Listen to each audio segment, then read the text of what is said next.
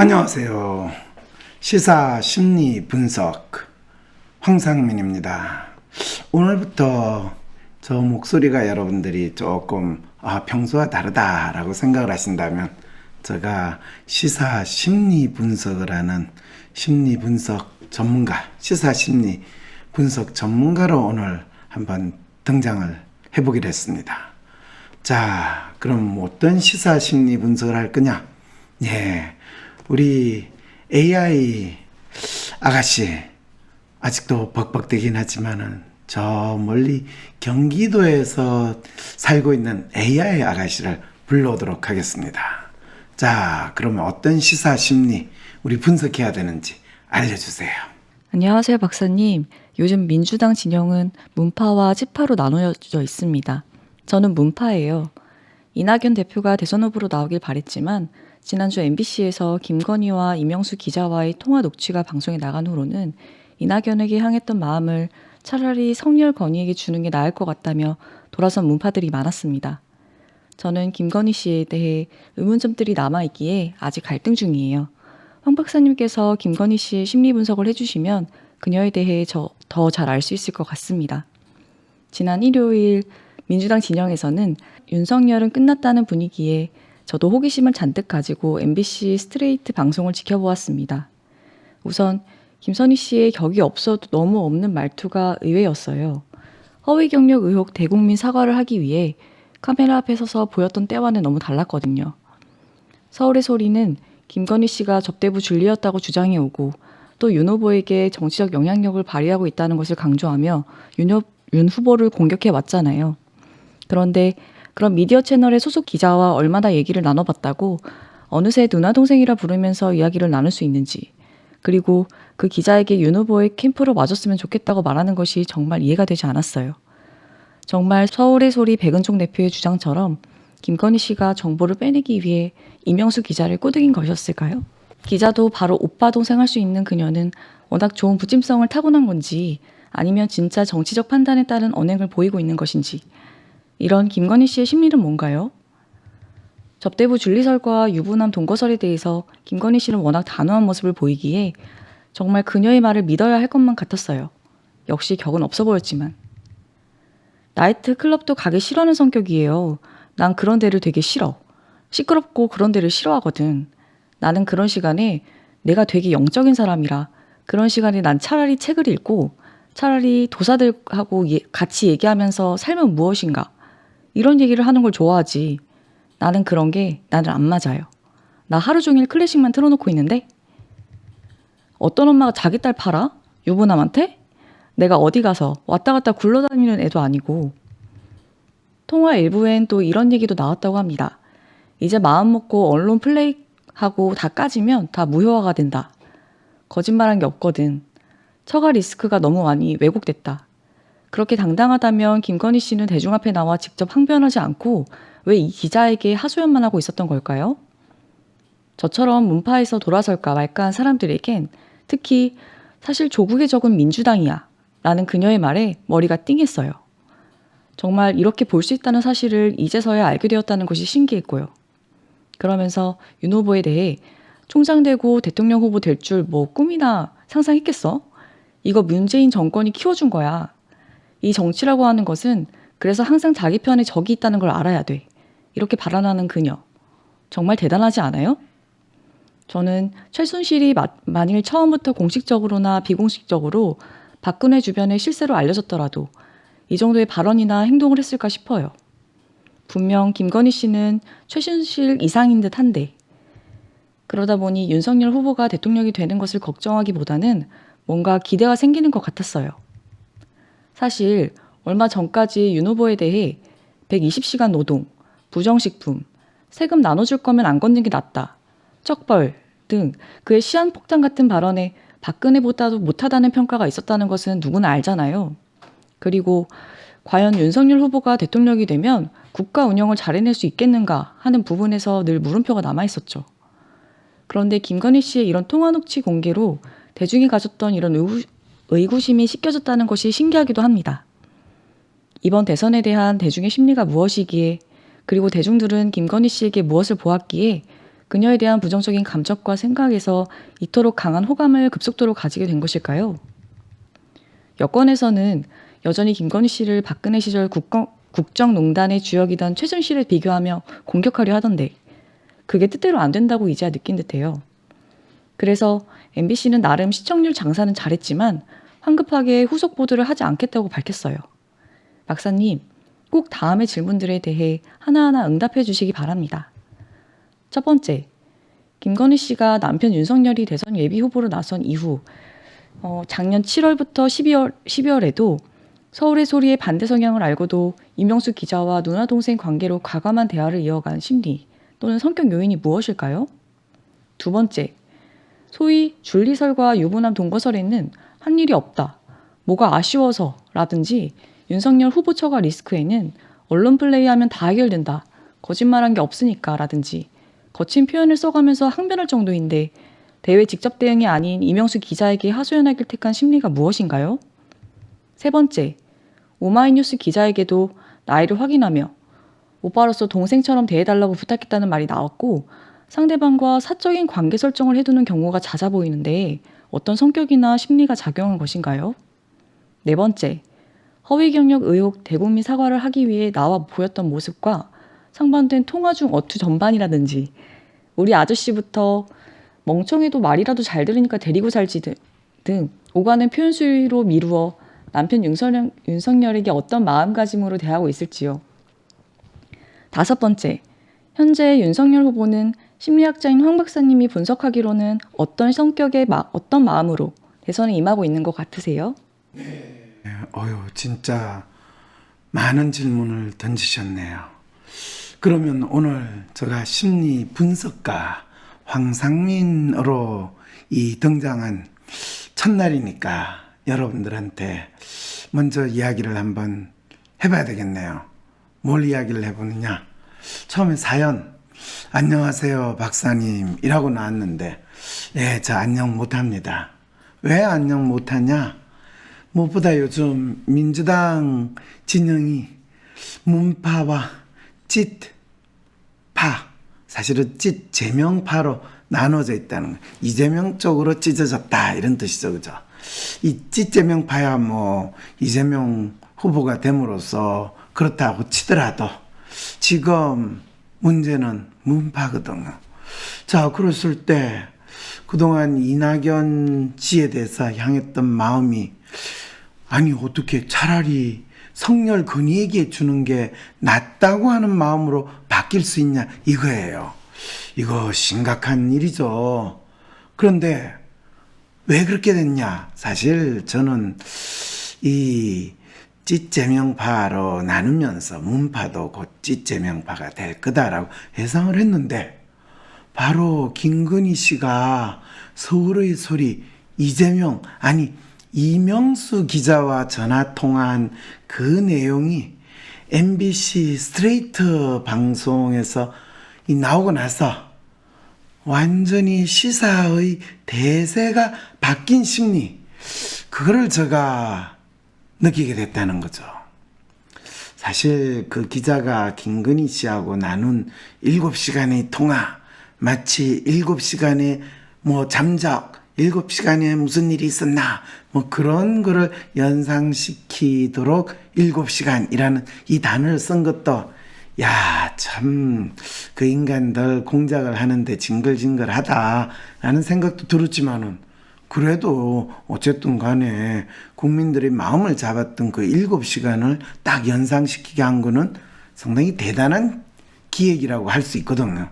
근데 그 내용이 방송이 되면 바로 대선의 판세는 이재명 후보에게로 확고하게 바뀔 거라고 생각했거든요. 아니, 그렇게 저도 좀 믿었어요. 그런데 정작 방송이 되고 나니까 상황이 완전히 바뀐 거예요. 어떻게 바뀌었냐? 무엇보다 이전 뉴스에서 여러분 혹시 김건희 씨 나오는 장면 본 거 기억나세요? 본인이 멋있어 보이기 위해서 남편과 어쩌고저쩌고 하면서 본인 결혼 스토리 이야기하던 그 사람? 아니요, 아니요. 그 다음에 마치 재지연 인간처럼 고개를 숙인 게 아니라 숙임을 당해가지고 끌려나가는 듯한 그 카메라의 장면 잡힌 거 여러분 혹시 기억나세요? 와, 전 그걸 보면서 야, 진짜 줄리든 뭐 줄리하면 쭈리 하는 똥개든 뭔가지 않았을까라는 생각을 했는데 오, 그 모습과는 완전히 다른 모습을 보게 된 거죠. 어떠냐? 이 그 기자가 서울의 소리가 적인지 아군인지 그 정도는 구분할 수 있을 상식 정도나 사회성은 있을 거라고 생각했는데 그 적과의 동침도 아니야. 그 적이라고 하는 기자하고 동생 말이지 그러면서 엄청 오래전부터 알고 있었던 그런 전 친동생인 줄 알았어요. 그런데 그 정도면 접대부 줄리가 지가 누구 접대하면서 동생 이러면서 접대하는 거 봤어. 이거 그렇게 살지 않았다라는 걸 온몸으로 보여줬다는 거. 너무 놀랬다는 거. 그리고 또 본인 뭐라고 그래요? 본인은 영적인 사람이라. 아니 접대부 줄리는 육체적인 사람이잖아요. 그러니까 줄리 같은 그런 인간, 육체적인 인간이 못 된다고 딱 잘라서 이야기하는 거. 저 거기에 대해서 야, 저 여자는 접대부가 아니라 접대만 받은 사람인데 공주과인가? 그러면 박근혜랑 비슷하네? 이 생각이 딱 드는 거죠. 그러면서 심지어 유부남과 동거설에 대해서는 분명하게 딱 잘랐어요. 한 일이 없어. 내가 뭐가 아쉬웠어? 와! 이야, 만일 이게 그 짓을 이야기한 거라면 진짜 얼굴이 두껍고 이 진짜 뻔뻔하다고 이야기를 하는데 얼굴 두꺼운 거는 윤석열이 두껍다고 홍준표 씨가 이야기했지 김건희 씨가 두껍다고 안 했죠, 그죠? 홍준표 씨는 김건희 씨에 대해서 여장부 같아, 대단하다라고 이야기한 거로 봐서 접대부 일리는 없는 거는 분명한 것 같아요. 그리고 유부남 동거, 그러게요. 뭐 윤석열 씨하고 결혼하고 나서 유부남하고 동거를 하지는 않았을 테니까 그걸 보면 처녀가 유부남하고 동거를 한 건 분명히 돈 때문에 동거를 할 텐데 그걸 너무 잘 아니까 엄마가 돈 많이 있는데 뭐가 아쉬워서 이렇게 이야기한 거는 이 처녀와 유부남의 동거의 에센스를 이미 알고 있기 때문에 자기는 그럴 리가 없다라는 거에 대해 분명하게 지적을 한 거죠. 그런데 엄마가 돈이 많은데 그러면 돈이 많은 사람이 또 이런 경우에 유부남하고 동거를 하는데 그게 한 가지 조건이 있어요. 그 유부남이 권력이 짱짱한 사람이라면 돈은 필요 없고 권력을 얻기 위해서라도 할 수는 있는데 그거에 대해서는 더 이상 이야기를 하지 않고 그냥 돈 때문이다 라고 다 믿게 한 듯 이 화술은 진짜 대단한 것 같아요. 그 유부남이 누군지 제가 모르니까 유부남이 여러분 누군지 궁금하시면 돈이 많은 사람인지 권력이 있는 사람인지 요걸로 가지고 또 생각을 해볼 수는 있겠죠. 뭐 그까지 뭐 너무 복잡하게 들어가잖아요. 그래 되면 자 그러면 본인이 한 이야기 나이트클럽도 가기 싫어하는 성격이다. 나이트클럽도 가기 싫어하는데 무슨 템프로 같은데 가겠냐. 그리고 그거는 어떤 분이 손혜원 씨인가 그랬잖아요. 이 사람 이 다 성형수술하고 고쳤다. 여러분 여러분 템프로 혹시 가보셨나요? 제가 가봤는지 안 가봤는지 모르겠지만 강남에 보통 웬만한 술집은 템프로라고 이야기하잖아요. 거기 가면 저 미스코리아 저리 가라고 그러고 사실은 되게 템프로를 거친 사람이 미스코리아가 되거나 탤런트다 뭐 이런 소문이 돈다는 거로 봤을 때 김건희 씨가 뭐 젊었을 때 뭐 템프로나 그 정도 나갈 정도로 미모 지금은 좀 고쳐가지고 웬만큼 봐줄만 하다는 이야기를 많은 분들이 하시던데 그 정도 아니라는 건 그건 알겠죠, 그죠?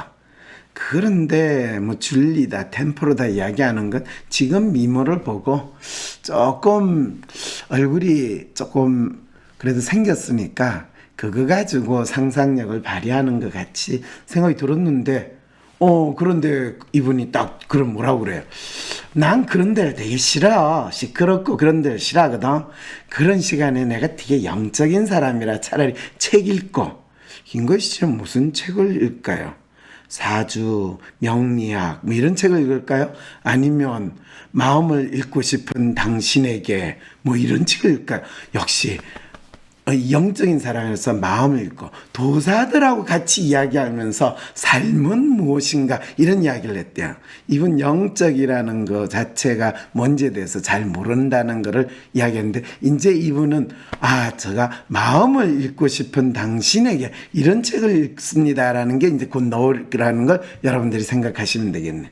그래서 그 뭐 나이트클럽 가든지 또는 술집 가는 건 자기하고 안 맞대요. 그렇잖아요. 술집 나가는 아가씨가 뭐 때문에 나가 돈 벌러 나가는데 우리 엄마 부자인데 내가 뭐 그리고 본인이 사실은 경기대를 졸업을 했다든가 뭐 어쨌다든가 하는데 그 다음에 이분이 숙명여대 그 다음에 국민대에서 뭐 석사도 받고 국민대에서 박사도 받고 그 유지라고 해가 유명해진 그 박사 있잖아. 그것도 받느라고 되게 바빴다는데 무슨 나이트클럽도 갈 시간이 있겠어요. 그래 놓고 어떤 엄마가 자기 딸 팔아. 유부남한테? 내가 어디 가서 왔다 갔다 굴러다니는 애도 아니고. 그렇죠. 굴러다니기에는 좀 날씬해요. 이 굴러다니면 드럼통 같이 생겨야지 굴러다니지. 자, 이거 진짜. 그런데 자기 딸을 돈 때문은 아니고 권력을 위해서 파는 그런 엄마는 참 많아요. 유명하신 분 중에 있잖아요, 여러분. 월매 씨, 우리 춘향아 씨, 변학도한테는 팔지 않고 그래도 이몽룡하고 연결시키려고 그랬고 또 이 뭐 굳이 조선시대까지 갈 필요 없이 현대에서도 어떤 분 회장님 자녀분하고 연결시키려고 한 거 아주 시중에 많이 나오는 이야기잖아요.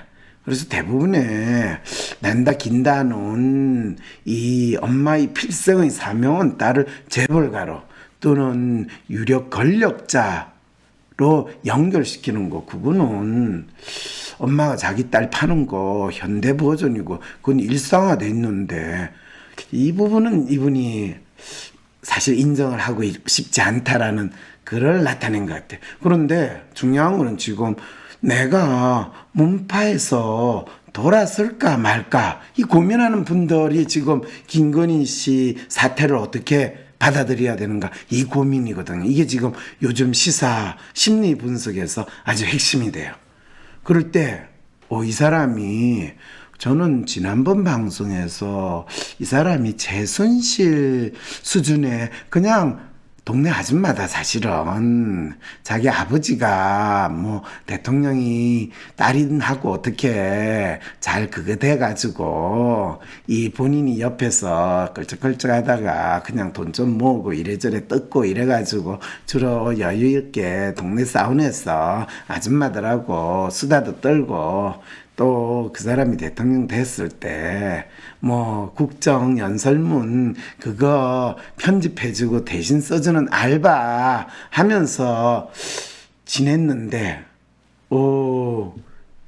이 지금 김건희 씨는 최순실 씨 수준하고 다르게 전국의 현황과 시대 대세의 흐름을 딱 찍는 놀라운 멘트를 하는 거예요.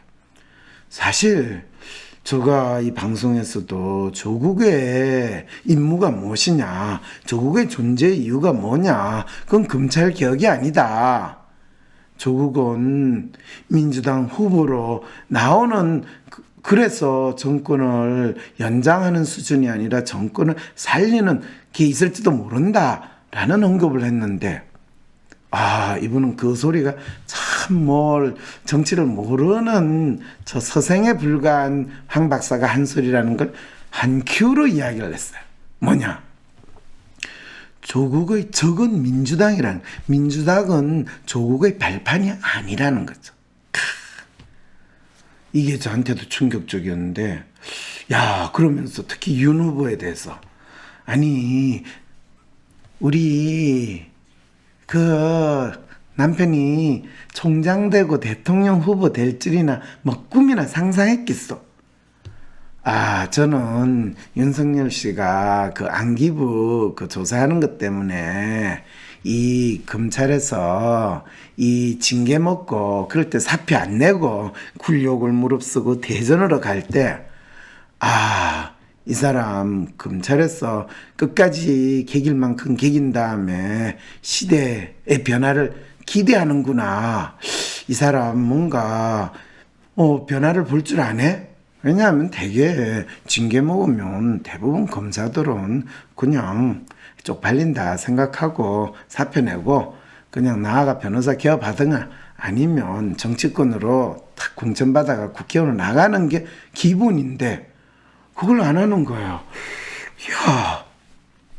그래서 제가 부인이 엄청난 재력가다. 뭐 은행 예금만 몇십억이다. 이래서 그래서 뭐 돈 벌 필요도 없고 큰 욕심이 없어서 그냥 이 국민의 충복으로 검사로 지내는 게 국민의 충복은 아니죠. 권력의 이 멍멍이로 검사로 지내는 거를 좋아하는데 지금 이 집에서 쫓겨난 멍멍이가 되는데 이 유기견 신세가 된 저 사람이 어떻게 이 추운 겨울을 견딜 것인가 이 심리 분석을 제가 좀 해봤는데 적어도 박근혜 정권이 끝날 때까지는 참을 수밖에 없구나 이 생각을 했는데 이분도 그런데 그 정권이 갑작스럽게 끝나고 이 총장 되고 대통령 후보가 될 줄 꿈이나 상상했겠어. 야, 그러면서 이거 문재인 정권이 키워준 거야. 근데 문재인 정권은 기적을 만들었잖아요. 본인 정권에서 키워준 그 검찰총장과 심지어는 그 사람이 나와가지고 이 야당 후보로 될 수 있는 거 이거 보통 정권에서는 할 수 없어요. 이거는 정상적인 정권이 아니라 회담이 아니라 비정상 정권에서나 일어날 수 있는 거예요. 그런데 이런 정권을 우리는 촛불혁명으로 만든 정권이니까 그럼 결국 무슨 말이에요? 촛불혁명이 비정상이라는 이야기밖에 안 되잖아요. 이런 황당한 상황을 만들었는데 저는 남편에 대해서 이 정권의 정체에 대해서 이렇게 냉철하게 판단할 수 있는 여자라면 이 사람은 박근혜보다는 훨씬 똑똑하겠다.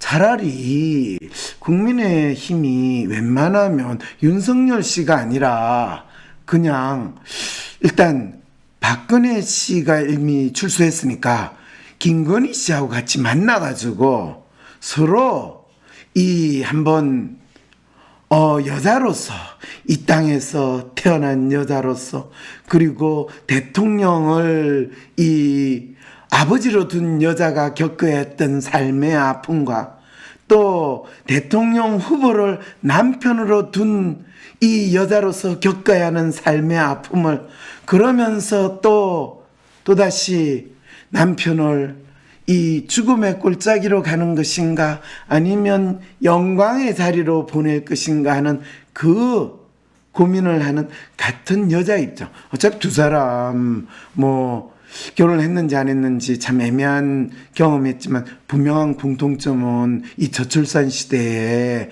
아이를 낳지 않았다라는 부분에서 훨씬 더 뚜렷한 공통점도 있잖아요. 이제 이런 측면에서 그런데 이분이 또 박근혜 씨를 만날 것인가 만나지 못할 것인가에 대한 이야기까지도 벌써 이미 했어요. 이 정치라는 것은 그래, 항상 자기 편에 적이 있다는 걸 알아야 돼. 이게 뭔 말이에요? 조국의 적이 민주당이 아니라 지금 국민의 힘 안에 있는 윤핵관이라고 그러던 또는 홍준표 같은 분이든 다 사실 편이 아니라 적이야. 이준석 대표조차도 적일 수 있어 라는 걸 벌써 꿰뚫어 보고 이야기를 했다는 거야. 와, 대단해요. 대단해요. 그리고요, 이 기자하고 인터뷰할 때는 아직 윤석열 씨가 이 야당 후보로 완전히 선출되기 전이었어요, 여러분.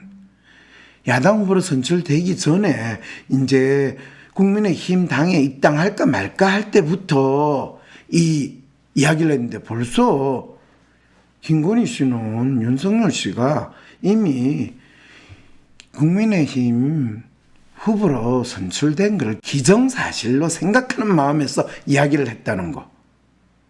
그때 아마 김건희 씨 이야기를 제가 인터뷰를 하면서 이 여자 제정신인가 라고 저도 생각할지 그 정도 상황이라는 거 여러분 이해가 되세요? 그런데 그 방송이 나고 나서 저는 민주당 분들이 지금 제정신이 아니라는 거를 바로 느꼈어요. 왜 그러냐? 김건희 씨를 최순실 박근혜 정부의 최순실에 가깝다 이렇게 이야기를 하는 거예요. 아니 지금 뭔 소리예요? 이 최순실 이상이지.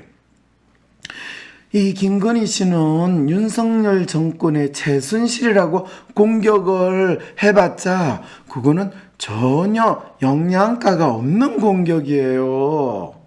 이거는 민주당이 이미 스트레이트 방송 나오고 나서 민심이 확 달라지는 거를 보고 아이고 이 선거 우리 졌다 라는 마음이 표현된 표현이 여러분 화면 보세요. 정권 교체 아토믹 금이 진짜 원더우먼 수준의 야, 저 원더우먼하고 김건희 씨 얼굴 합성을 했는데 전혀 저는 원판하고 차이를 못 들 정도의 미모가 저렇게도 되네요.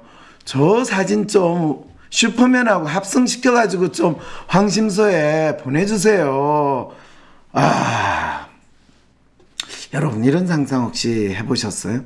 만일 지난 정권 박정권에서 최순실 씨가 처음부터 문고리 3인방 이라고 박근혜 정권 이 후보 때부터 문고리 3인방 이야기 나왔고 청와대에 들어가서도 문고리 3인방 그 3인방에 속하는 어떤 젊은 XX가 황 박사 죽이고 말겠다, 황 교수 죽이고 말겠다라는 소리를 저 친구한테 했다고 제가 들었기 때문에 제가 더욱더 그 문고리 3인방의 이 인간성과 특성에 대해서 제가 참 마음이 그런데 만일 그 문고리 3인방을 자지우지하는 어차피 그 역할을 최순실 씨가 했잖아요.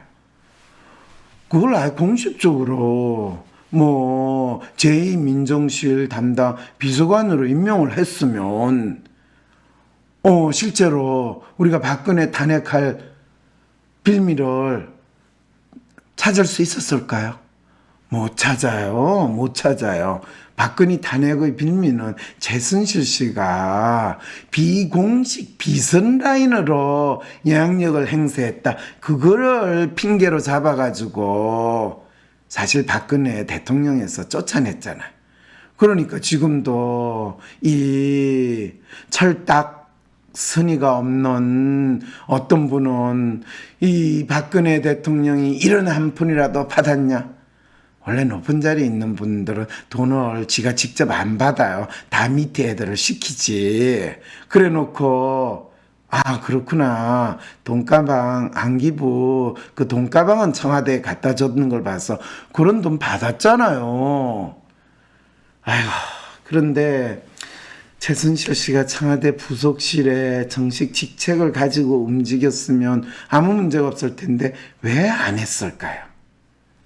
네, 그냥 최순실 씨는 그러면 자기가 비서실장도 좌지우지하고 할 만큼 못 되잖아요. 아무래도 조직에서 직급이 있으면 이 비서관이면 수석한테도 꼼짝 못하는데 비서실장은 그건데 어떻게 대통령 불러가지고 낫또 드세요, 낫또 드세요 이런 시간을 가지겠어요. 비서실장이 그거 알면 지랄지랄 할 텐데. 그러니까 그걸 안 가진 거, 그 개도 알고 소도 알고 다 알면서 마치 모릅니다, 몰랐습니다 이런 인간들이 지금 이 나라에서 정치하고 법하는 사람이라는 거를, 아니 자기들도 알면서 윤석열의 최순실이다라고 이야기하는 그 사람들 되게 웃기지 않아요? 그런데 제가 지난주 방송에 하면서 사실은 김건희 씨 그 방송이 저는 그거 되면 참 이 여자가 그냥 시정 그냥 우리 골목에서나 보거나 동네 카페에서 보는 그 아줌마 수준에서 조금 더 벗어나지 않을 거라고 생각하고, 기껏해봤자 그냥 남편 권력 이 조금 이용해가지고 이 업체 저 업체 다니면서 삥 뜯으면서 비즈니스 하는 그 정도 아줌마라고 저 생각해서 그냥 최순실 정도다. 특히 사우나에서 떠들어대면서 노는 아줌마들, 그 호텔 사우나 그나 호텔 사우나 아니고 동네 저 압구정동 청담동 가면 그 사우나 있거든요. 거기 저는 안 가봤어요. 왜냐면 그 아줌마 전용이라서. 근데 거기 가면 아줌마들 이야기를 한대요. 그래서 그냥 기껏해봤자 고위공직자 부인 아줌마들 폼 잡는 수준의 이야기를 할 거다고 그랬는데, 김건희 씨 정치 분석 또 본인에 대한 이야기를 하는 걸 보고 저는 윤석열 씨가 대통령이 되면 이 어떻게 될까 생각을 했는데 걱정을 들었어요. 어차피 윤석열 씨야 그냥 폼만 잡고 이야기할 거거든요. 그거는 윤석열 씨 심리 분석, 이 방송 뒷부분 마지막 질문에 윤석열 씨 지금 대선 후보로 나와가지고 왜 꼭 참 무지하고 좀 바본달 같아 이런 게 왜 나옵니까? 어떤 성격이고 어떤 심리입니까? 그거 제가 분석된 내용 설명해 줄 거거든요. 여러분들이 저 WPI 심리 분석에 보면 휴먼 매뉴얼이 비교적 일치하면 상당히 그 사람이 카리스마도 있고 권위도 있고 또 허우대도 멀쩡해. 이런 사람들은 기본적인 특성은 기본적으로 두주불사예요. 술을 마시면 끝이 없어요. 그리고 덩치도 좀 상당히 좋아요. 허우대도 멀쩡해요. 그리고 사람들하고 참 호탕하게 잘 돼요. 근데 아주 꼼꼼한 정책이나 세심한 거 이런 거는 일단 다른 사람들 보면 머리가 나빠서 그런데, 아니 서울대 법대 나왔는데 머리 나쁘다고 가는 건 그거는 우리 아니잖아요. 그러니까 머리 나빠서 그런 건 아니고 단지 공부를 너무 안 했어. 근데 세상 공부라는 게 책 봐가지고 글 많이 쓰고 하는 그거는 저 같은 사람이나 하는 거지. 윤석열 씨 같은 그런 검사 나으리께서 책 봐가지고 해요. 그냥 지 마음대로 저 자식 죽여, 저 자식 잡아, 족쳐 이렇게 하는 게 그 맛에 검사를 하는데, 자 그래서 참 이 나라가 검찰공화국이 되면 참 웃기겠다고 생각하는데, 일단 그거에 대한 걱정이 김건희 씨를 통해가지고 제가 마음 한숨 넣게 됐어요. 왜 그러냐면 대한민국에서 검사보다 더 무서운 게 누군지 아세요, 여러분?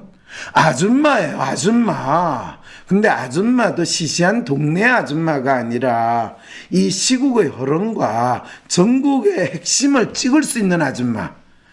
그게 어중간하게 하다가 뒤로 이 기업체들 돈 삥 뜯고, 그것도 체육 인재 양성 운운하면서 돈 뜯다가 크게도 못 뜯고 기껏 100억 200억 합해서 1000억도 못 뜯은 그 정도 수준인데, 김건희 씨는 자기 엄마 부자라니까 돈을 더 뜯기는 하겠어요. 돈이 많은 사람은 더 뜯기도 하긴 하더라만 어쨌든 상관없이 돈 뜯는 거야 대 권력을 잡으면 이래나 저래나 이 방식 저 방법 뜯기는 거는 우리 어떻게 할 수 없잖아요. 그런데 그래도 제대로 뭘 알고 뜯길 때는 억울하지 않거든요. 그리고 제대로 알고 뭘 쓰면 사대한다고 돈 쓰고 또 부순다고 돈 쓰고 하는 이런 짓거리 우리 안 당할 테니까 어떨지 괜찮지 않을까라는 생각이 들었는데 어쨌든 간에 질문 해놓은 거죠. 답변은 해야죠. 자, 김건희 씨가 남편 윤석열이 대선 후보로 나선 이후 기간 작년 7월부터 12월까지 서울의 소리가 이 사실은 여당 이 인터넷 방송 매체라는 걸 알고도 그 서울의 소리 이명수 기자와 누나 동생 관계로 과감한 대화를 이어간 심리 또는 성격 요인이 뭘까요? 이거 진짜 이 질문하시는 분 너무 이 관심이 없으세요. 이 김건희 씨가 그랬잖아요. 본인이 허위 경력 그거 위조한 거 그거 왜 그랬습니까? 그랬더니 저 멋진 사람으로 보이고 싶었어요. 좀 관심을 더 끄고 싶었어요. 저 멋진 자리 대학 교수가 되면 좀 더 번듯한 사람이 될 것 같았어요.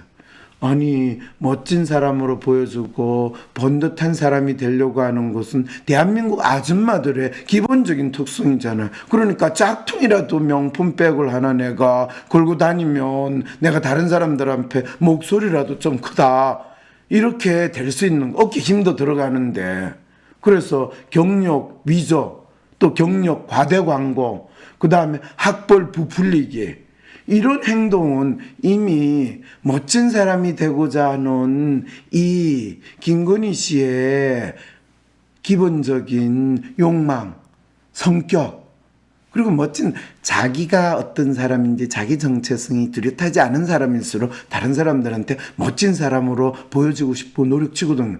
저 보세요. 저가 다른 사람한테 멋진 사람으로 보려고 멋진 말, 고운 말 합니까? 저는 있는 그대로 생긴 대로 살자. 이렇게 사는 사람. 이래서 다르거든요. 그래서 김건희 씨의 이력만 봐도 돼요. 경기대 학사, 숙명여대 석사, 국민대 박사. 이걸로 경기대보다는 숙명여대가 낫고 숙명여대보다 국민대가 낫다라는 논리인데 그거는 박사를 좀 쉽게 받을 수 있는 거, 잘 유지할 수 있는 데가 숙명여대 다음에 뭐 하다못해 이화여대라든지 뭐 홍익대라든지 서강대라든지 연세대라든지 고려대라든지까지 우리 있잖아요. 스카이대 다음에 서성한, 중경외시 그까지도 국민대 안 들어가거든요. 그까지 가려고 했지만 또 박사는 또 시간도 많이 걸리고 쉽게 하느냐 또 이 단계가 올라갈수록 이 조금 까다로웠어.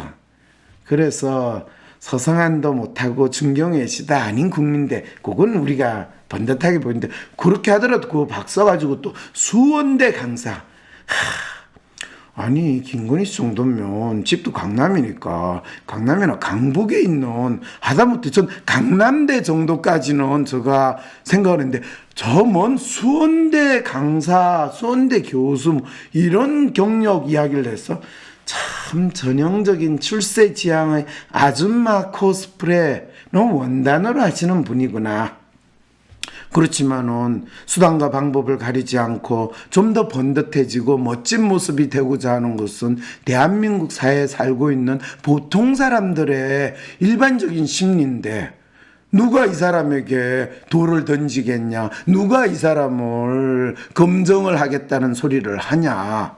그럼 우리 모두가 다 빨가벗고 남잔지 여잔지 확인해보자 하는 그 소리밖에 더 되겠냐? 라는 생각이 들었다는 거죠. 그런데 또 이 질문. 아니 소위 진리실사 두부남 동거설에는 한 일이 없다. 뭐가 아쉬워서라든지 윤석열 후보 처가 리스크. 그렇죠. 윤 부장이라고 이야기를 한대요. 윤석열은 부인과 장모 이슈를 해명하라. 이거 진짜 선거에서 뭐가 중요한지를 모르는 아주 구태의연한 이 민주당이든 일반 정치꾼들의 이야기거든요. 그런데 거기에 대해서 언론 플레이하면 다 해결된다. 거짓말 한 게 없으니까. 야, 이게 대한민국 사람들이나 이 언론에 농락당하고 거의 언론에 의해서 왔다 갔다 하기 때문에 대전은요 하는 이런 신화가 만들어질 수 있는 나라라는 거예요. 네. 그래서 이거에 대해서 거친 표현을 써가면서 항변할 정도였던데, 아니 이게 무슨 거친 표현이에요? 사실을 있는 그대로 했는데. 역시 이 질문을 한 기자의 수준이, 사실을 사실대로 이야기하는 것은 이 거칠게 생활하는 기자의 이야기고, 가능하면 기자는 비록 하이에나나 늑대, 들개 수준이지만은 주인님이나 후원자분들이 던져주는 맛있는 야들야들한 고기를 먹어야지 내가 야생동물을 잡아서 먹을 수는 없다, 이 마음에서 이 질문을 한 거예요. 제가 김건희 씨 심리를 분석해야 되는데, 이 질문을 던진 기자의 심리를 분석한 거, 어쨌든 간에 이래서 이명수 기자에게 하소연하길 택할 심리가 무엇인가요? 아니, 이명수 기자한테 하소연을 했다? 글쎄요, 그거보다는 어쩌면 늑대 같은 또는 하이에나 같은 그런 동물성이 있는 기자에게 본인이 자기 자신을 잘 방어하면서, 그리고 자기의 실체가 어떤지 그거를 알 수 없도록 인터뷰를 했다라고 할 수도 있지만은, 어쩌면 그거를 너무 잘 나타내는 인터뷰를 했다, 이렇게도 할 수 있는 거죠. 그러니까 이분은 기본적으로 꾸미고 하는 게 없어요. 있는 그대로 거짓이 없다잖아요. 네. 오마이뉴스에게도 나이를 확인하며, 오마이뉴스 기자님 나이가 더 많았나 봐요. 오빠로서 동생처럼 대해달라고 부탁했다는 말이 나왔고, 상대방과 사적인 관계 설정을 해두는 경우가 잦아 보이는데, 상대방과 사적인 관계 설정을 하는 사람들은 주로 어떤 사람들이냐면요, 리얼리스트거나 휴머니스트인 사람들은 어떤 사람을 만나도 형, 동생, 또 사적인 관계를 설정하면 우리가 좀 더 긴밀해진다라는 그런 상당히 인간적인, 너무나 인간적인 삶을 사시는 분이라는 거죠. 이분 참 편안하고 조용한 분위기, 관계 좋아하는 거죠. 인간적이니까, 우리 인간적인 이야기를 하려면 숨어서 속닥하게 이야기하는 거 좋고, 같이 단둘이서만 하는 거 좋아하잖아요. 그런 거를 좋아한다는 거죠. 그래서 상대방과 사적인 관계라고 하는 것이, 이분이 도사를 좋아하는 것도 서로 도사급이라고 딱 보면 아는 사람, 그 정도 수준인데, 이명수 기자가 직접 만나서 인터뷰를 안 하고 전화로 이야기하는 거는 멀리 도사급이기 때문에 텔레파시로 이명수 기자와 전화를 해서 대화를 나눴다, 이렇게 생각할 수도 있겠지만, 이명수 기자가 동생이라고 부르는 거였어. 너는 내하고 급이 안 되거든. 그래서 너가 내하고 차 한잔 하거나 술 한잔 하면서 이야기할 수준은 안 돼. 그래서 급이 달라서 하면 이야기를 했는데, 그래서 사실 이명수 기자가 이 김건희 씨하고 몇 개월 동안 이 김건희의 실체를 내가 폭로하고 말리라 이러면서 이 누나 하면서 꼬드겨 가면서 이 모두 합해봤더니 7시간이었다. 뭐 이러면서 7시간 23분이라도 23분 떼고 7시간 딱 했을 때 그 7시간 너는 무엇을 하고 있었나? 김건희는 7시간의 통화에 못던 이야기를, 뭐 이런 식의 연상을 할 수 있는 거의 심리 조작이나 대중 조작의 그 기획 속에서 나왔는데, 그런데 놀랍게도 그것이 성공하리라고 딱 생각을 하고 MBC, 그것도 JTBC도 아니야, MBC에서 터뜨렸어요. 그러면 이건 완전히 타블로인가요? 타블렛 PC? 아니면 아이패드였나? 그게? 예, 갤럭시 태블릿이었대요. 네, 그거 급시되는데 역시 수준이 안 맞았어요. 이 이명수는 살수 수준의 도사로서 인터뷰를 했는데, 이 김건희 씨는 그 도사, 살수 수준의 도사에서 도도사였어요. 그래서 살수의 뒤통수를 치는 그 필살기를 보여줬다라는 거. 이거는 여러분 놀랍지 않으세요? 저 놀라워요. 그런데 마지막 질문 참 재밌거든요. 왜냐하면 얼마 전까지 윤 후보에 대해서 120시간 노동, 부정식품, 세금 나눠줄 거면 안 걷는 게 낫다. 참 맞죠. 괜히 그다가지고 나눠주는 그 헛짓을 이 공무원들한테 시키는 거. 역시 이분도 공무원 생활을 오래 해봤어 보니까 공무원들이 하는 짓이 다 헛짓이다라는 것까지 아니까 이런 소리를 했는데, 그거를 시한폭탄 같은 발언, 또 박근혜보다 못하다고 했는데, 그럴 때 사실 저도 조금 그런 생각이 들었어요. 아니, 이 사람이 이 대통령 되면 국가 운영 제대로 잘 하겠냐? 근데 사실 많은 국민들이 착각하고 있는 게, 대통령은 국정 전반에 대해서 해안이 있고 그걸 잘 파악하기 때문에 대통령이 딱 한마디 하면 그것은 누구도 알지 못하는 그 문제에 대해서 전곡을 찔러가지고 그 문제가 해결될 거다라고 믿었는데, 우리 이미 지난 어떻게 보면 직선제를 한 이후로 대통령 중에서 가장 성과가 좋았다는 대통령은, 경제는 자네가 대통령이야, 국방은 자네가 대통령이야, 이러면서 똑똑한 사람한테, 일 잘하는 사람한테 맡기지, 그냥 지가 바보 노릇을 누구보다도 잘할 때 최고의 성과가 나왔다는 것을 우리가 지난 3, 40년 동안 너무나 봤고, 물론 이 건강은 빌릴 수 없고 머리는 빌릴 수 있습니다 이러면서 조깅만 하다가 국가 부도 사태를 맞게 하신 분도 있긴 하지만, 그래서 대통령이 똑똑하냐 멍청하냐는 별로 중요하지 않다라는 것을 우리는 뼈저리게 경험을 했잖아요. 그런데 윤석열 씨가 좀 멍청한 것 같고 뭘 잘 모르는 것 같은데 이거 어떻게 해야 되냐. 그리고 근데 그거는 제가 윤석열 씨 성격을 분석을 해보니까 별로 이상하지가 않아요.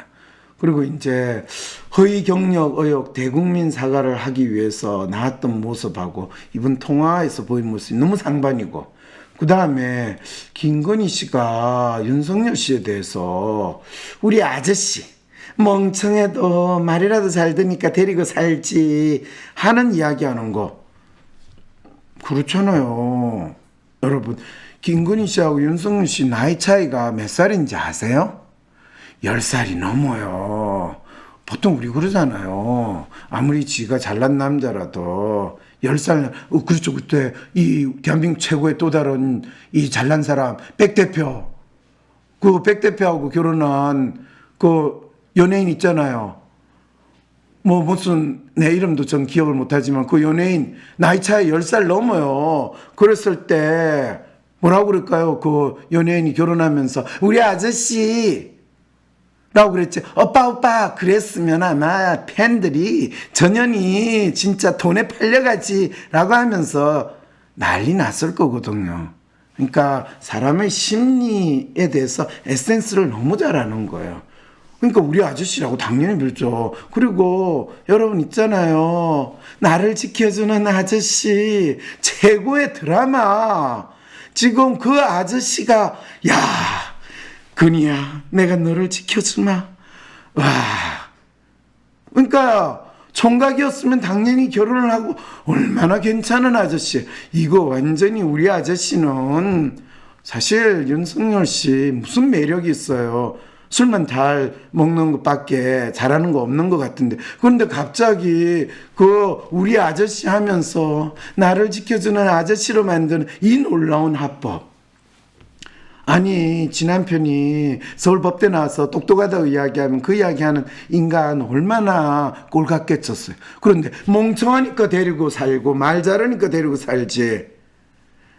아니, 검사 출신 앞에 검사 출신 남편 두고 말 잘 들으니까 내가 데리고 살지 이렇게 이야기하는 부인, 검사 부인들이요 얼마나 심리적인 고통을 많이 겪고 사는지 알아요?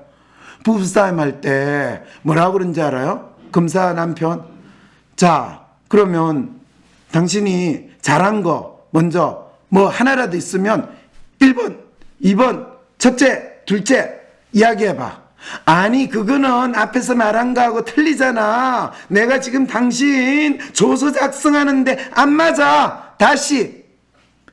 지금 묵백반 행사하는 거야? 이런 부부싸움 하는 상황이라면, 여러분, 어떻게 남편으로 데리고 살 수 있겠어요?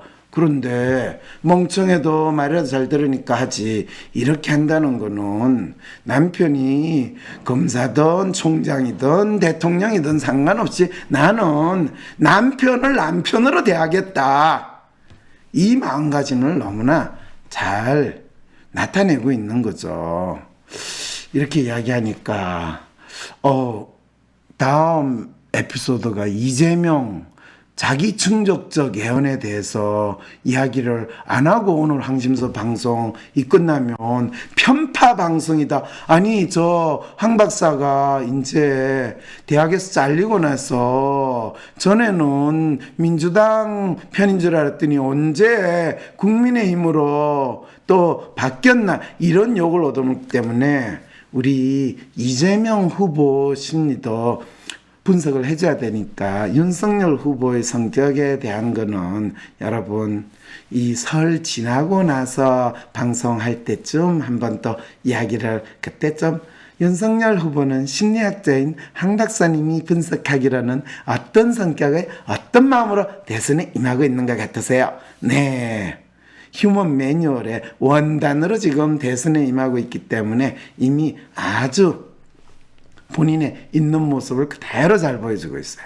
그래서 오죽했으면 그냥 배우처럼 시키는 것만 해도 될 텐데 이런 소리를 하는데, 사실은 놀랍게도 이분은요, 본인이 진짜 각본 딱 주고 이거대로 하세요 하면 뭐 열심히 안 해봐서 자연스럽게는 못하지만 그래도 잘해보려고 노력을 해요.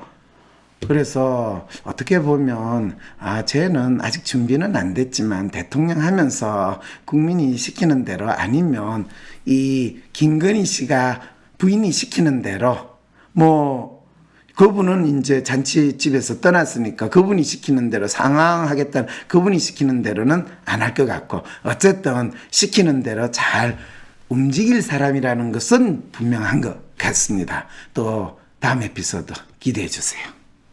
나는 꼭 상담가가 되겠다, 그런 마음이 아니고 저는 일단 제 문제를 알고 싶어서 왔습니다 하신 분들이 그 과정을 통해서 자신을 알고 주변 사람을 이해하고 자신을 사랑하는 방법을 배우게 되십니다. 안녕하세요. 저는 위즈덤 센터 대표 이은주입니다. 여러분 상담 받아보신 적 있으세요?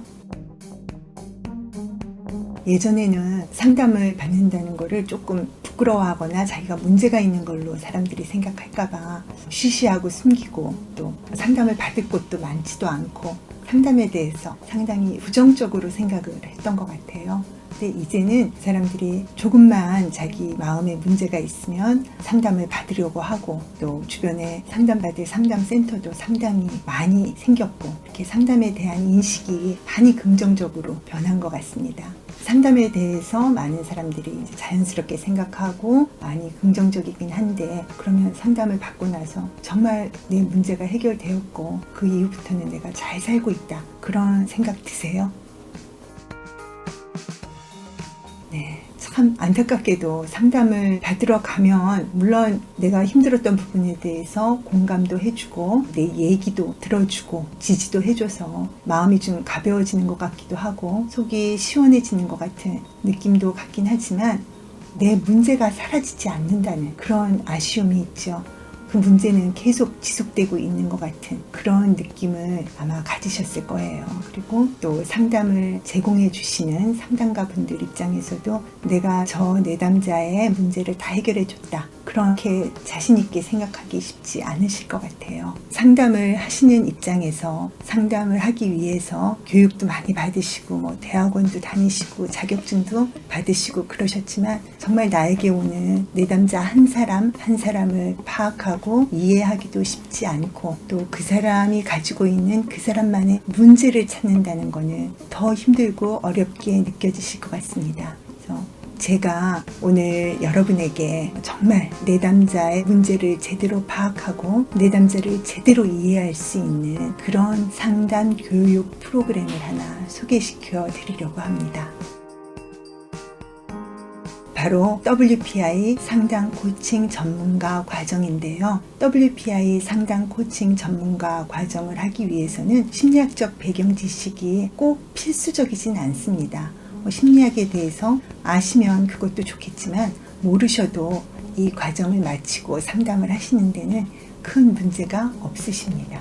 오히려 여러분이 그동안 살면서 하셨던 경험, 직장에서의 경험, 또는 사회생활을 하시면서 했던 경험, 자녀를 양육하면서 했던 경험, 이런 여러분의 경험이 오히려 훗날 상담을 하시는데 더 큰 자산이 되어주기 때문입니다. 저희가 거의 한 4년 정도 이 과정을 지속하고 있는데요. 처음에 저희한테 이 과정을 시작하러 오셨을 때 나는 꼭 상담가가 되겠다, 그런 마음이 아니고 저는 일단 제 문제를 좀 알고 싶어서 왔습니다 하신 분들이 이 과정을 다 거치시고 자격증을 받고 오히려 상담을 하시기도 하고 자신의 일에서 WPI에 대해서 배운 지식을 활용하기도 하시는데요. 그 과정을 통해서 무엇보다도 자기 자신을 알고 이해하고 자신을 사랑하는 방법을 배우게 되십니다. 그를 통해서 내 인생에서 문제가 무엇이었는지 발견하게 되고 주변 사람을 이해하게 되고 그러면서 좀 더 성숙된 인간으로서 자신의 삶을 주도적으로 살아가는 그런 모습들을 많이 보게 됩니다. 이미 상담을 하고 계신 분들, 상담 자격증을 가지고 계신 분들도 내가 좀 상담가로서 남다른 차별성을 가지고 나의 커리어를 잘 개발하고 싶다 하시는 분들은 WPI 상담 코칭 전문가 과정을 시작하시면 참 좋으실 것 같습니다. 그리고 내가 이제 은퇴할 때가 다가오는데 나의 커리어를 좀 바꾸고 싶다, 이렇게 생각하시면서 제2의 인생을 준비하시는 그런 분들도 WPI 상담 코칭 전문가 과정을 통해서 새로운 커리어를 개발하실 수 있습니다. 또 대학을 졸업하고 내 직업을 상담가로 하고 싶은데 이런 분들도 당연히 처음부터 제대로 인간에 대한 이해와 상담에 대한 공부를 하실 수 있게 됩니다. 뿐만이 아니고 나는 상담을 배우는 것보다는 일단은 나에 대해서 좀 더 이해를 하고 싶고 또 내가 어떤 사람인지 발견을 하면서 성장하고 싶은 그런 분들도 자신의 삶이 달라지는 그런 경험들을 하게 됩니다. 또 직장에서 조직 내 인사관리를 담당하시는 분들이나 학교 선생님들도 저희 WPI 상담 코칭 전문가 과정을 많이 배우러 오십니다. 이 과정을 통해서 회사에서 인사관리 전문가로서 자신의 전문성도 키우시고 또 선생님들은 학생들에 대한 이해를 넓히시고 학생들을 지도하는 데 있어서 완전히 새로운 차원의 경험을 하셨다고 말씀하시는 분들도 많으십니다. 그러면 WPI 상담은 뭐가 다르길래 그렇게 자신 있게 얘기하세요? 이렇게 질문이 있으실 것 같은데요. WPI 상담은 WPI 검사 결과 프로파일을 바탕으로 상담을 합니다. 다른 상담을 가셔도 여러 가지 검사를 하시긴 하는데요. 그게 그 사람의 마음 상태를 정확히 딱 찍어서 알려주지는 않습니다. WPI 검사 결과는 한 사람의 마음을 마치 MRI처럼 그렇게 딱 찍어서 정확히 보여주는 그런 검사거든요. 의사 선생님들이 MRI 검사 결과를 바탕으로 여러분을 진단해 줄 때 좀 더 정확히 확신 있게 진단을 해줄 수 있는 것처럼 WPI 검사 결과를 바탕으로 내담자의 마음을 이해하고 상담을 해줄 때 상담가는 좀 더 자신 있는 상담을 해줄 수 있습니다. 그리고 내담자도 그런 검사 결과를 바탕으로 상담을 받고 자신의 마음을 알고 가기 때문에 정말 만족한 상담 결과를 얻을 수 있는 것이지요. WPI 상담은 실용적인 상담입니다. 다른 상담은 내담자에게 특별히 문제를 해결할 수 있는 방법을 주지 않지만 WPI 상담은 그 내담자 한 사람의 문제를 파악하고 그 사람이 자신의 상황에서 할 수 있는 해결책을 제시해주는 실용적인 상담이고요. 그리고 모든 사람에게 천편일률적인 그런 해결책을 주는 것이 아니고 한 사람 한 사람을 정말 그 개인을 중심으로 그 사람을 소중히 생각하고 해주는 그런 상담입니다. 제가 계속 WPI라는 얘기를 하는데요. 여러분 도대체 WPI가 뭔가 궁금하시죠? WPI는 성격검사인데요. 하버드에서 심리학 박사를 받으신 황상민 박사님이 15년 이상의 연구와 임상을 바탕으로 개발한 한국인 맞춤 성격검사입니다. 이 성격검사를 개발한 황상민 박사님의 성을 따서 Wang's Personality Inventory라고 이름을 붙이고요. 거기에 첫 글자만 따서 WPI 이렇게 부르고 있습니다. 그러면 뭐 다른 검사들도 성격검사 많이 있잖아요. 이렇게 생각을 하실 텐데요. 다른 검사들과의 차별성이 있지요. 다른 검사들은 일단 사람의 성격을 분류를 합니다. 분류하고 거기서 끝납니다.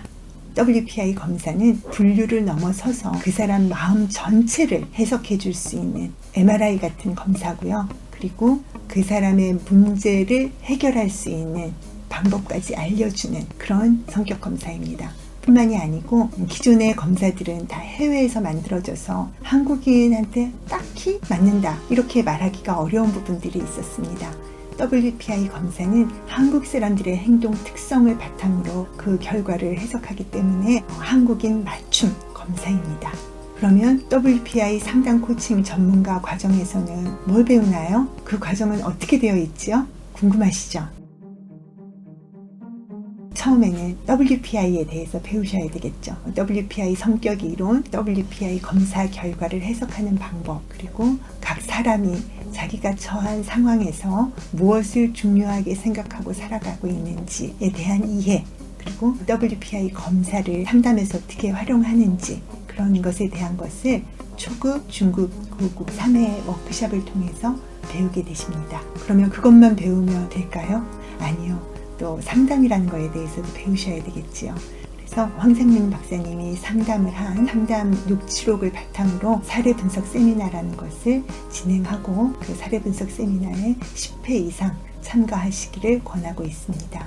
사례 분석 세미나에서는 상담 사례를 가지고 온 내담자에 대한 깊이 있는 이해뿐만이 아니고 상담이 어떻게 이루어졌는지 또 그 내담자의 문제를 어떻게 파악하고 그 내담자에게 어떤 해결책을 주었는지 그 전 과정을 아주 세밀하고 깊이 있게 배우시게 됩니다. 그러면 이렇게 WPI에 대해서도 아시고 상담이 이루어지는 과정에 대해서도 배운 다음에는 여러분이 직접 상담을 해보시는 상담 실습 시간이 기다리고 있습니다. 50시간의 상담 실습을 통해서 직접 내담자를 상담해 보고 또 거기에 대해서 슈퍼비전도 받고 하면서 상담가로서 성장 발전하는 자신을 발견하게 되실 겁니다. 이렇게 해서 전 과정을 마치시고 나면 시험을 보시고 WPI 상담 코칭 전문가 자격증을 받으시게 됩니다. WPI 상담 코칭 전문가 자격증은 국가에 등록된 민간 자격증입니다. 그러면 자격증을 받고 나서 뭘 할 수 있을까요? 자격증을 받으면 내가 당장 취직이 되나요? 상담을 할 수 있나요? 그런 질문들이 있으실 것 같은데요. WPI 상담 코칭 전문가 자격증을 받으시면 상담하셔도 됩니다. 여러분이 상담센터 오픈하셔도 되고 저희 위즈덤 센터로 들어오는 상담을 연계해 드리기도 합니다. 뿐만 아니고 WPI에 대해서 강연 문의가 온 경우에 또 그 강연을 연결해 드리기도 합니다. 여러분 스스로 자신이 있는 일터에서 자기 직장 안에서 WPI를 활용해서 다양한 활동들을 하실 수도 있습니다. 회사에서 인사 담당하시는 분들 같은 경우에는 WPI를 활용해서 자신의 전문성을 높이시는 경우도 많고 또 학교 선생님들 같은 경우에는 WPI를 활용해서 학생들과 상담하고 학부모님들과도 상담하고 학생들 지도에 활용하셔서 정말 긍정적인 결과를 얻어내시는 경우도 많습니다. 그리고 또 위즈덤 센터에서 WPI 상담 코칭 지도자 과정이라는 것을 하고 있는데요. 지도자 과정은 거의 대학원 과정에 준하는 그런 과정인데 이 지도자 과정을 2년 동안 하시고 마치신 분들에게는 WPI 심리상담 코칭센터 지점을 열 수 있게도 도와드립니다. 여러분 제 설명을 쭉 들어보시니까 어떠세요? WPI 한번 배워보고 싶다. WPI 워크숍 한번 가봐야 되겠다.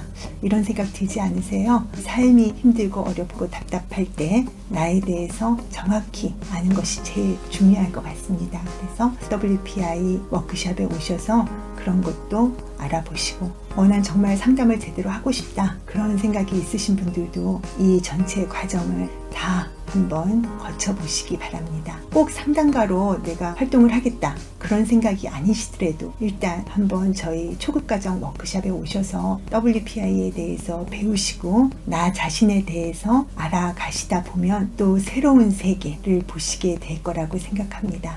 여러분이 WPI 상담 코칭 전문가 과정 공부를 통해서 여러분 자신에 대해서도 더 많이 알아가고 더 성숙한 사람으로 거듭나면서 다른 사람을 정말 제대로 상담해 줄 수 있는 그런 상담가가 되시기 바랍니다. 제2의 인생도 준비하시고 상담가로서의 커리어도 개발하셔서 멋진 인생 살아가실 수 있기 바랍니다. 감사합니다.